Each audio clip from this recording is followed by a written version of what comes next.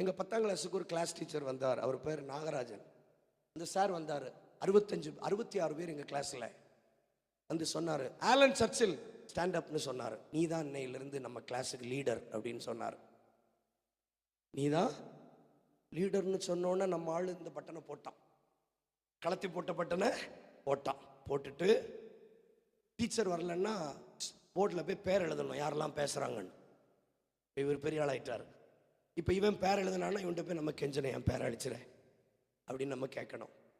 அடுத்த நாள் 8 மணிக்கே ஸ்கூலுக்கு வந்தான் ஆலன்.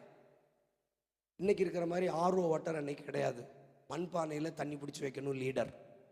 சாக் பீஸ் இல்லைன்னா ஸ்டாஃப் ரூமில் போய் சாக் பீஸ் எடுத்துகிட்டு வரணும். இப்போ இருக்கிற மாதிரி டஸ்டர் இல்லை, ஒரு தலையான மாதிரி யாராவது தச்சு கொண்டு வருவாங்க. அதை வெளியில் போய் செவுத்தில் டம்முன்னு அடிக்கணும். அது புகையாக போகும். இதெல்லாம் ஆலன் செய்ய தொடங்கினான். குவார்ட்டர்லி பரீட்சை